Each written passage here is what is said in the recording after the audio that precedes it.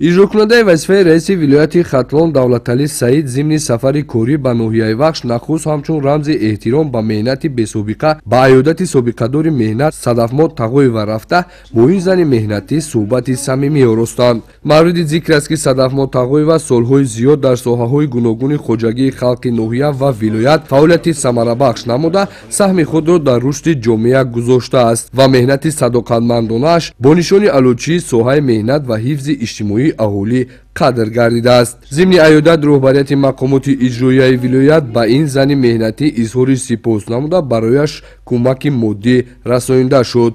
Роҳбарияти мақомоти иҷроияи ҳокимияти давлатии вилоят дар ноҳияи Вахш аз рафти корҳои сохтумонӣ дар беморхонаи марказии ноҳия дидан намуданд. Тибқи иттилоъ додашуда, беморхонаи марказии ноҳия дар доираи татбиқи лоиҳаи ҳифзи саломатии модару кӯдак ва беҳтар намудани самти ёрии таъҷилии тиббӣ дар ноҳияҳои вилояти Хатлон дар асоси созишномаи грантӣ байни ҳукумати ҷумҳурии Тоҷикистон ва ҳукумати ҷумҳурии федералии Олмон оид ба ҳамкориҳои молиявӣ ва маблағгузории Бонки Олмонӣ рушд ва барқарорсозӣ амалӣ мешавад. таъмири асосӣ ва азнавсозии таваллудхона, сохторҳои ёрирасон, барқароркунии коммуникатсияҳои муҳандисии берунаи беморхона аз 21 июли соли 2020 аз тарафи ҷамъияти дорои масъулияташ маҳдуди манорасохтумон идома дошта, дар рафти корҳои сохтумонӣ беш аз 40 нафар сохтумончиҳо ба кор ҷалб карда шуда 60% корҳои сохтумонӣ анҷом ёфтааст. маблағи умумии сохтумони лоиҳа 3,167,118 евро буда, ба ҳолати имрӯза 2,853,956 евро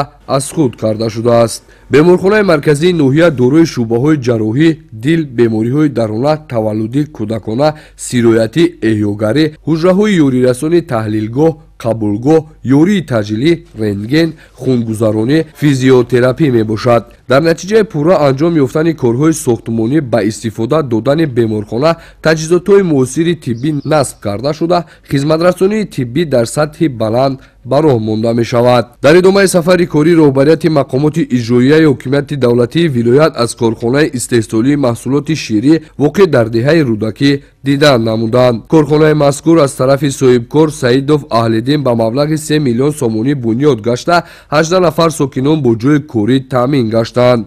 ин корхона бо мақсади таъмини ҳадафҳои стратегии ҳукумати ҷумҳурии Тоҷикистон дар самти таъмини амнияти озуқаворӣ ва саноаткунонӣ бо сурати кишвар аз тарафи соҳибкори маҳал бунёд гашта, дорои иншооти истеҳсоли маҳсулоти ширӣ, озмоишгоҳ, анборҳо, иншооти ёрирасони соҳа ва инфраструктури барқу гармидиҳӣ, хунуккунӣ, ҳавотозакунӣ, санитарию беҳдоштӣ мебошад. корхонаи мазкур дар як сол иқтидори қабул ва коркарди 570 тонна ширро дошта, бо муосиртарин технология ҷиҳозонида шудааст. зимни боздид, иҷрокунандаи вазифаи раиси вилоят бо масъулони корхона ҷиҳати беҳдошти фаъолият ва сифати маҳсулоти истеҳсолӣ дастуру тавсияҳои муфид пешниҳод намуданд.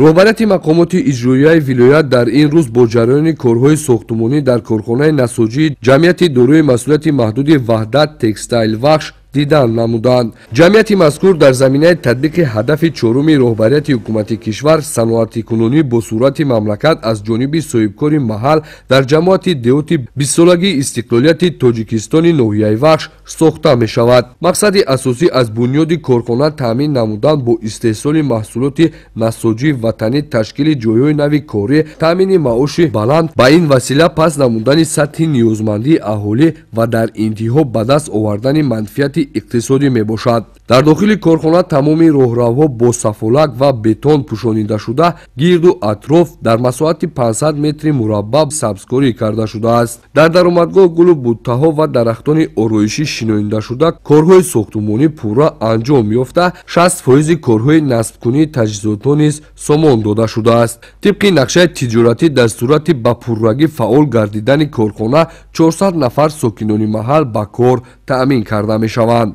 дар идомаи сафари корӣ иҷрокунандаи вазифаи раиси вилоят Давлаталӣ Саид дар маҷмӯаи Офтобак бо роҳбарияти ноҳия, соҳибкорону фаъолон ва сокинон ба вуқӯъ пайваст. нахуст раиси ноҳияи вахш оид ба натиҷаҳои иқтисодию иҷтимоии соҳаҳои мухталифи хоҷагии халқи ноҳия маълумоти мухтасар пешниҳод намуд. гуфта шуд ки роҳбарияти мақомоти иҷроияи ҳокимияти давлатӣ мардуми заҳматкарин ва соҳибкорони боҳиммати ноҳия фаъолияти худро дар асоси дастуру супоришҳои асосгузори сулҳу ваҳдати миллӣ пешвои миллат президенти ҷумҳурии тоҷикистон муҳтарам эмомалӣ раҳмон, ҳукумати ҷумҳурии тоҷикистон, мақомоти иҷроияи ҳокимияти давлатии вилоят ба роҳ монда соли 2022 як қатор дастовардҳоро ноил гардиданд. дар ноҳия ба истиқболи ҷашни 35-солагии истиқлолияти давлатии ҷумҳурии тоҷикистон бунёди 150 иншооти гуногун таъйинот ба нақша гирифта шуда корҳои сохтумонӣ идома дорад. заҳматкашони ноҳия дар рушди соҳаи кишоварзӣ, таъмини амнияти озуқаворӣ саҳмгузоранд ва дар дигар бахшҳои хоҷагии халқи вилоят аз ҷумла маорифу тандурустӣ, ҳифзи иҷтимоӣ, фарҳанг низ тадбирҳои зиёде мавриди амал қарор дорад. сипас иҷрокунандаи вазифаи раиси вилояти хатлон таваҷҷӯҳи роҳбарияти ноҳияро ба як қатор камбудиҳое ки дар соҳаҳои иқтисодию иҷтимоии ноҳия ҷой дорад ҷалб намуд. таъкид дошт ки дар ноҳия оид ба татбиқи лоиҳаи рушди соҳаи иқтисодию иҷтимоӣ дар давраи соли 2021-2025 корбариро вусъат бахшида тадбирҳои зарурӣ андешида шавад. таваҷҷӯҳи роҳбарияти ноҳия ва аҳли ҳамоишро ба рушду тақвият бахшидани соҳаҳои кишоварзию саноатӣ ҷалб намуда даъват ба амал оварданд ки дар доираи лоиҳаҳои амалишаванда фаъолият намуда баҳри баланд бардоштани сатҳи иқтисодиёти ноҳия ва беҳдошти рӯзгори сокинон мусоидат намоянд. тибқи иттилои додашуда дар ҳудуди ноҳия татбиқи 9 лоиҳаҳо ба маблағи 17 миллиону 46 ҳазор доллари амрикоӣ ба роҳ монда шуда аз нигоҳи роҳбарияти вилоят ҳанӯз ҳам кор дар самти ҷалби сармояи хориҷӣ ва татбиқи барномаҳо дар сатҳи зарурӣ қарор надошта аз масъулон таваҷҷӯҳи бештарро тақозо мекунад. зимни ҳамоиш ҳамчунин таъкид гардид ки дар заминаи татбиқи лоиҳаҳо корхонаҳои нави саноативу истеҳсолӣ, бунёд ва ҷойҳои нави корӣ барои сокинон фароҳам оварда шавад. ноҳияи вахш яке аз ноҳияҳои калонтарини кишоварзии вилоят ба ҳисоб меравад. дар иртибот ба ин масъала аз он изҳори норозигӣ карда шуд ки истеҳсоли гӯшт, шир, тухм ҳанӯз ҳам қонеъкунанда нест. илова ба ин ҷиҳати тақвият бахшидани амалисозии барномаҳо дар самти кишоварзӣ бояд бештар корбарӣ карда шавад, зеро баландпоягии иқтисодиёти кишвар ва беҳдошти рӯзгори сокинон аз рушди ин соҳаи таъминкунанда вобастагӣ зиёд дорад, афзуд иҷрокунандаи вазифаи раиси вилоят. масъалаи дигаре ки таваҷҷӯҳи аҳли иштирокдорон ҷалб карда шуд, саҳми ноҳия дар саноатикунонӣ бо суръати мамлакат ва таъмини ҳадафи чоруми роҳбарияти ҳукумати кишвар буд ки дар ин маврид низ фикру ақидаҳо баён ва дастуру маслиҳатҳои муфид пешниҳод гардид. ҳамчунин дар ҷараёни ин мулоқот як қатор масъалаҳои ҳалталаб, сарфакорона истифода намудани нерӯи барқ, вусъат бахшидани корҳои бунёдӣ дар иншооти сохташаванда, таъмиру тармими роҳҳо, омодагӣ ба кишту кори баҳорӣ, таъмин намудани соҳаҳои маорифу тандурустӣ бо мутахассисони соҳа, ташкили марказҳои сайёҳӣ, фароҳам овардани имконияту шароити мусоид барои сайёҳони дохилию хориҷӣ, тарбияи дурусти насли наврас, пешгирии ҷинояту ҷинояткорӣ байни наврасону ҷавонон, тарбияи ҳарбии ватандӯстии ҷавонон изҳори назар карда шуд.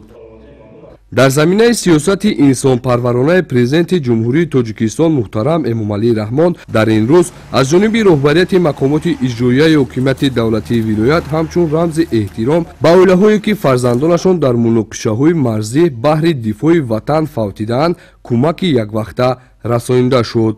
маъруфи назрӣ, Фахриддини Карим, Намузали Эргаш барои барномаи иттилоёти ахбор.